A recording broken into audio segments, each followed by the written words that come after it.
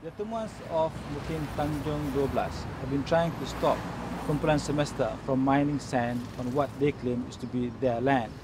Kumpulan Semesta is owned by the state government of Selangor, and they've been trying to get an injunction to stop the sand mining activities pending a full trial which is supposed to take place soon, or which will determine the ownership or the rights to the entire 17,900 acres of Bukit Tanjung 12. They've just come out of the hearing for the injunction, and we're talking to Serene, their lawyer. Serene, what is the outcome of the injunction application? It wasn't successful, as the judge was inclined to give the injunction on the basis that it is more of a question of law that has to be determined during the full trial, which has been postponed from the 5th and 6th April to 11, 12, 13 July. Can you give us a background on the trial? What is the trial all about, really?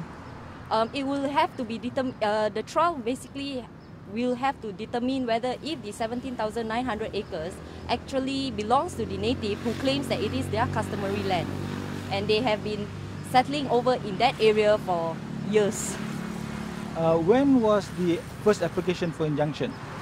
The cause paper was actually filed somewhere in October 2011, and during the previous hearing, which was fixed on the 19th of January, the state lawyers were not present during that hearing date, and it was subsequently postponed to today, which is the 14th of February. What is the impact of this inability to get injunction and the postponement to the trial itself?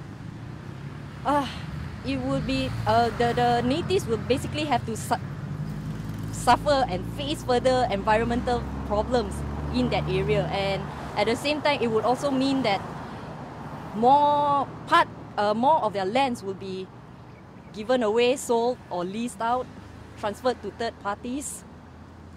Encik Dewi, Ya, saya. apa perasaan Encik?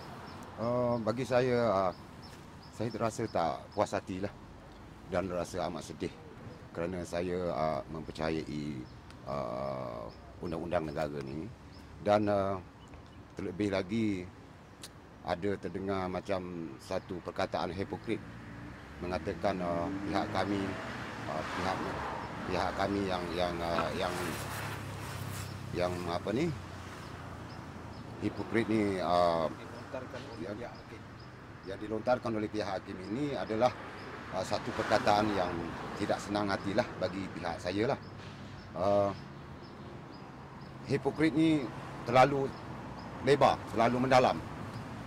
Apakah pihak kami ini hipokrit, terlalu tamak, ketamakan dan terlalu tamak, sedangkan kebanyakan kawasan-kawasan orang kami telah dibangunkan oleh kerajaan daripada tahun 1990 sehingga sekarang. Banyak kawasan-kawasan orang asli telah dimajukan oleh kerajaan, tetapi tidak ada erti istilah tamak bagi kami. Dan kawasan 17,900 ekar ini pun, yang dekat Tanjung 12 ini pun sudah hampir lupus. Kebanyakan hasil-hasil mineral, kayu-kayu balak, hasil-hasil ikan-ikan, hasil-hasil hutan dan juga binatang buruan-buruan kami pun sudah banyak yang lupus. Adakah itu juga dikatakan tamak? Bila dikatakan tamak kepada kami ini, hipokrit kepada kami ini, seulah-ulahnya kami nak derma jantung kami ini dengan cara hidup-hidup. Orang kopek jantung kami daripada tubuh badan kami secara hidup-hidup, secara live. Apakah ini yang dikatakan tamak? Adakah orang lain, masyarakat lain yang ada di dalam Malaysia ini yang nak mendermakan organ-organnya sekali daripada tubuhnya semasa mereka hidup? Ini amat mendukacitakan kerana kami percayakan undang-undang yang ada dekat negara Malaysia ini. Ini satu contoh, satu undang-undang yang tidak eksekutif. Jadi tentang hal pihak guaman, pihak defendant nak tuntut kami pembayaran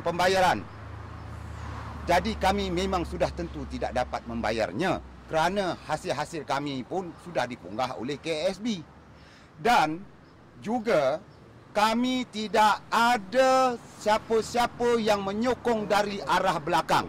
Yang dari arah belakang adalah belakang kami sendiri. Hasil daripada keringat kami sendiri, titik peluh kami sendiri. Ada pernah saya tak makan berbelas-belas hari untuk nak mendapatkan duit RM500 untuk membuat buka fail ini ke mahkamah ini.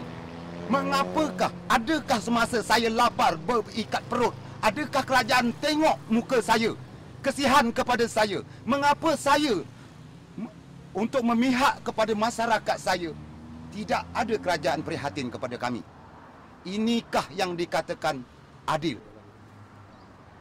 Saya Jafri Mala, mewakili Kampung Orang Asli Mukim Tanjung 12. Saya tidak puas hati dengan cara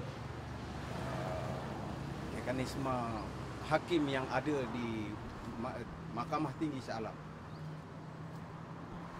Akhir kata, mereka tolak. Lepas itu,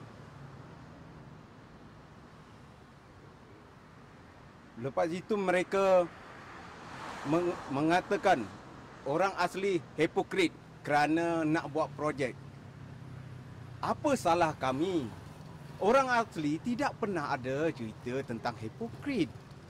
Hipokrit pun sebenarnya dia tak faham. Tegal dek belajar tu adalah faham sikit. Ada pula disuruh bayar untuk peguam yang tidak hadir. Dahlah peguam dia tidak hadir, satu punya masalah. Lepas tu kita pula dituduh hipokrit. Kalau mengikut hukum adat, masyarakat orang asli, di mana-mana Tok Batin, kalau orang yang tak datang ni, mereka harus dihukum ikut adat orang asli. Yang perlu bayar. Mereka yang perlu bayar. Ini jenis yang